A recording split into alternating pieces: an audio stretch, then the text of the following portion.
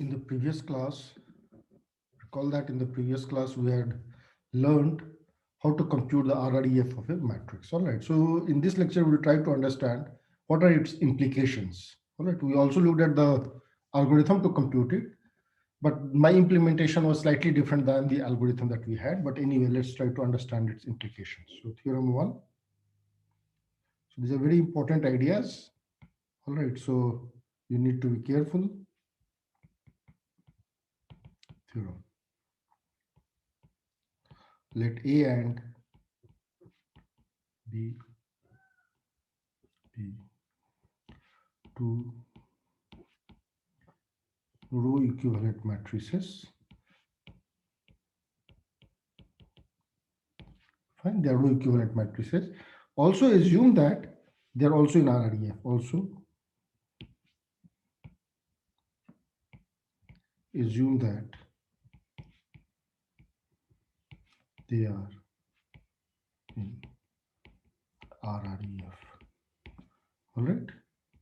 Then as an implication of this, then it implies that A has to be equal to B. This is very, very important. That is, if the number of pivots are same, all right, and you have the RREF, the matrices are row equivalent, they have to imply that. And that you can look at from this idea of system of equations, that if there are two row equivalent matrices, they have the same solution set. You can prove that, as I said earlier, by looking at the augmented matrix. That was one of the last remarks in the previous class. Fine, so I would like you to understand that. As a corollary, the RREF of a matrix is unique. So generally this statement is made before, and then we come to that part, but I am done the other way around. Right? The uniqueness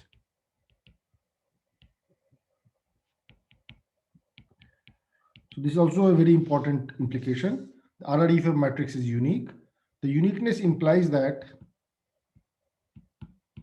RREF of A is independent of the choice of the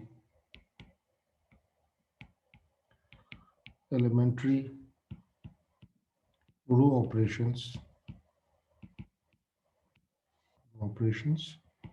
used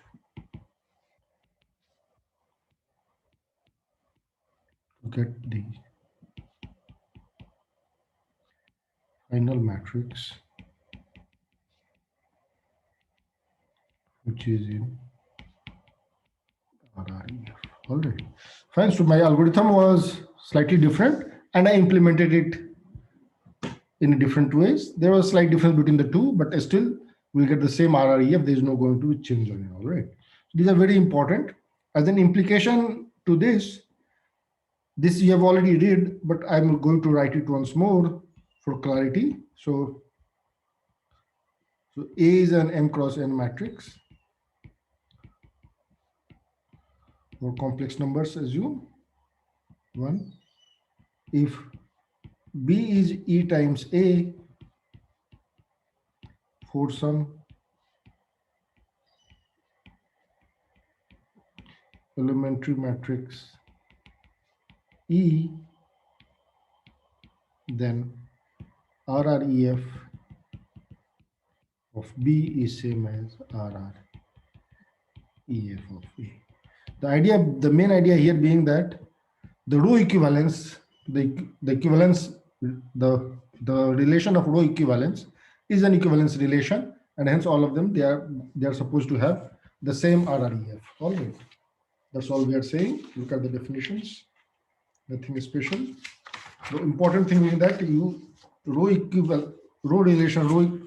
operations give you the same matrix, not the same matrix, the same class, equivalence class. 2. Let F is equal to RREF of A. Fine, this is very important. Understand it, because this is the one which is used for augmented matrix and the coefficient matrix. How to relate the two? Let F is equal to this. and B is equal to the first column of A, the second column of A, and till some sth column of A. All right. 1 less than equal to 4, 1 less than equal to S less than equal to N. So B is consisting of B first S columns of A. This is in first S columns, all right. Then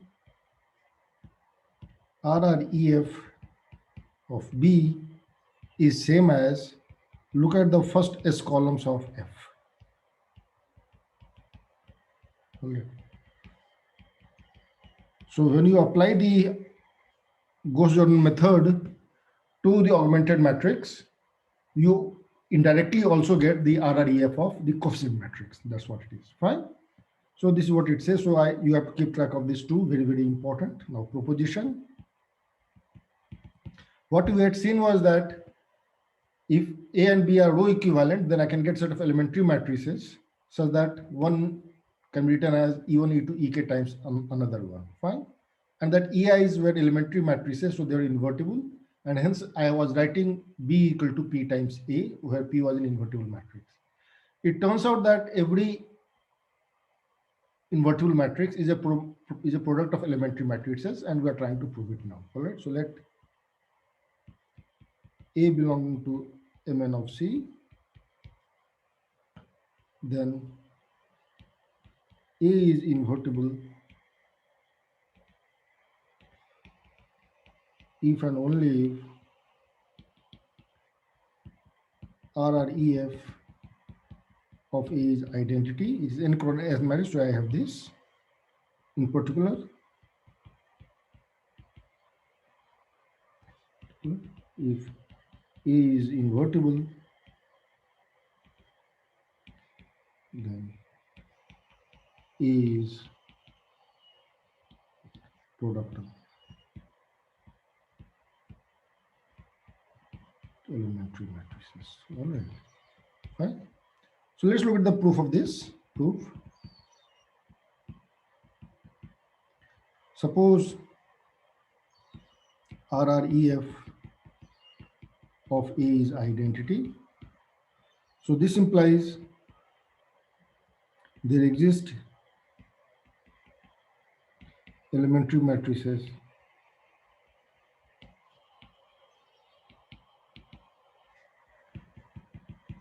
E1 to Ek such that E1, E2, Ek times A is identity. Fine. So we write this as P, or whatever you want to say. So this implies P times A is identity, where I wrote P as this. P is invertible as P is product of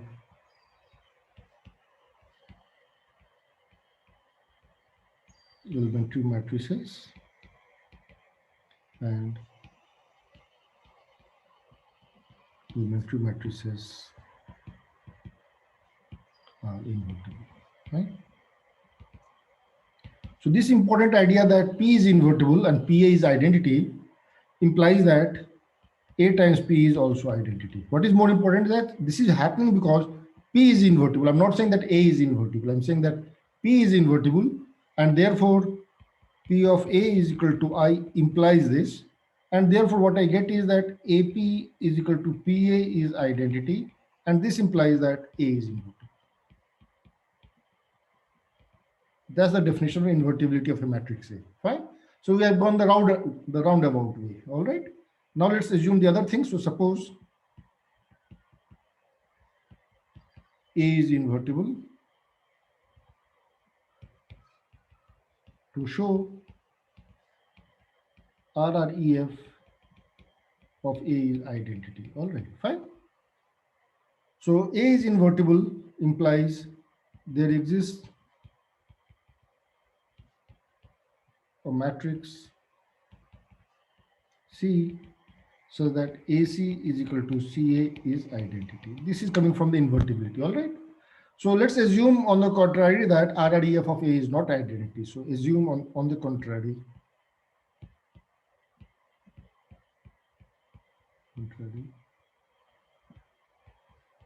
assume that RREF of A is not equal to identity. Since it is not equal to identity, it means that I don't have n pivots. So this implies RREF of A has R pivots and R is less than equal to n minus 1. This implies the last row of RREF of A is 0. This is very, very important. 0 means 0 vector, row vector, all right, 0 row vector. Fine. Why? Basically because in every row you have a pivot. The number of pivots is n minus 1 or less, and therefore the last one cannot be a pivot. All right. So the last row is 0. This is important. So what we are saying is that so RREF of A has the form something is there but 0 in the last row. All right. And we also know that RREF of A is nothing but some E1, E2, Ek times A. Fine. And this is an invertible matrix. So what we are saying is that this implies P times A, all right, look at here, is going to look like a star and 0. This is very, very important for us. Fine. So now let's see what is P. By this calculation, how do I get a contradiction? So I can write P as P times identity, which is P times AC. Fine. Look at AC here. AC is identity here. So I can write here. Fine. So it is same as PA times C. What is PA? PA is this, a star and 0 times C. And now this matrix multiplication tells me that this 0 will lead me to again another 0 here. Fine. So this implies P has a row consisting of all zeros, a contradiction as P is an invertible matrix. All right. So we have shown that I don't have such a thing coming into play. The RREF of A has to be identity. All right. It cannot be, this cannot be true. Fine. This is very important. So recall that any invertible matrix, all the rows have to be non-zero. So, or you cannot have a 0 row or you cannot have a 0 column. Fine. That's all you are using. All right. So once you have learned that, let's now look at the implication of these ideas, small ideas. All right. So implication. So Gauss-Jordan elimination method and the inverse of a matrix. So in class 12, we had learned about how to compute the inverse of a matrix using row operation. This is what we are going to do it. All right. So the idea is you have a matrix A.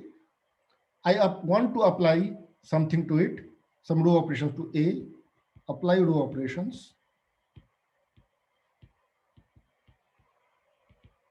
Row operation. This is the idea. All right. And try to get RREF. Fine. So what we do in place of applying to A, we apply to another matrix, which is A and identity. A is n cross n. A is n cross n. So we apply it to In. Right? So I apply Gauss-Jordan method or elimination to this matrix. Fine. So what happens is that I will get another matrix here, C and D. Fine. And this is in RREF. All right. Or we are saying that RREF of this is CD. So therefore, by the definition of RREF implies there exists an invertible matrix P such that P times AIN is equal to CD. Fine. There are two cases. Case one, C is identity, and the other case is case two, C is not identity. Case one implies, so let's compare these two, implies P of A is C, P times identity is D. So this part implies that P of A is identity. And what does P times identity imply? Look at here, P is D. This part implies that A inverse is P, fine. And this together will imply that, look at there, D is P, so D has to be equal to P is equal to A inverse, fine. So what I get as a conclusion is that if A is invertible, then an application of Gauss-Jordan method to this matrix A and identity will lead to identity here and A inverse here. All right, so we are able to get A inverse, and this is what we used to do. Fine, this is one thing that I want you to keep track of. If C is not identity, then what happens? If C is not identity, then what we can say is that P times A, again the same idea, P of A is C, which is not equal to identity, and this implies that A is not invertible. Fine.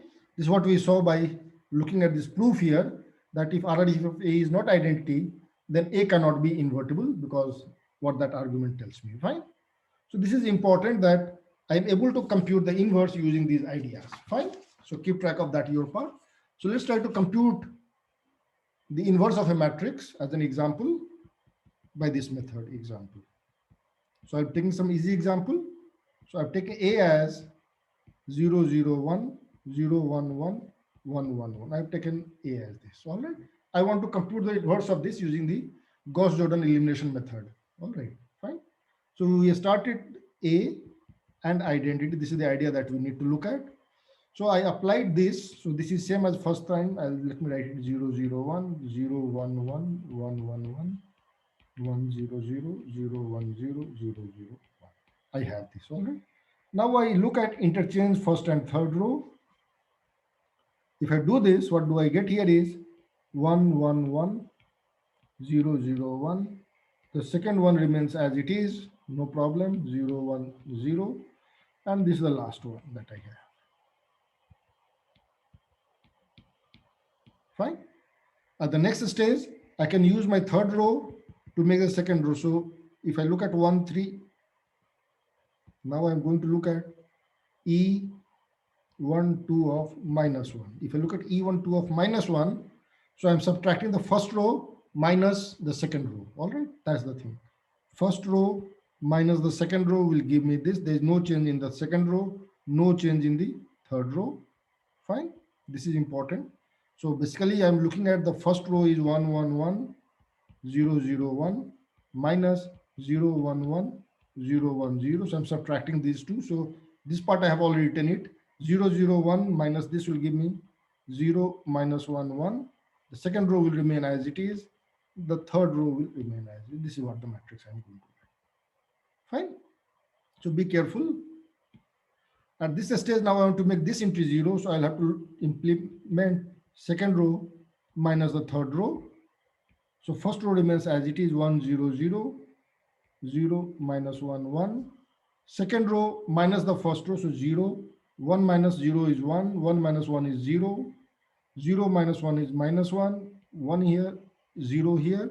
And this will remain as it is. So you see that this matrix is I3. And therefore, I've got the inverse. Therefore, A inverse is nothing but 0 minus 1, 1, minus 1, 1, 0, 1, 0, 0. This is the inverse of it. Fine. So I would like you to experiment on it, do something so that you are comfortable with it. Fine. So the basic idea is that the main tools here is that you can get A inverse using the Gauss-Jordan elimination method. That is just you have to look at A and identity, apply the Gauss-Jordan elimination method. If the first part, the first block here turns out to be C, which is identity, then A is inverse and the right hand side gives you the inverse. Otherwise, the matrix is not invertible. That's important. Another thing that we learned here was that A is invertible if and only if A is product of elementary matrix. And the last thing that was very, very important is this part, which says that if I have matrix A, I look at the first S columns of it, then I can get the RREF of the first S columns using the RREF of the big matrix itself. And therefore, if I look at the coefficient matrix, all right, and the augmented matrix, I apply the RREF method to the augmented matrix. The first part will always give me the RREF of the coefficient matrix. All right. So that's all in this lecture. Thank you.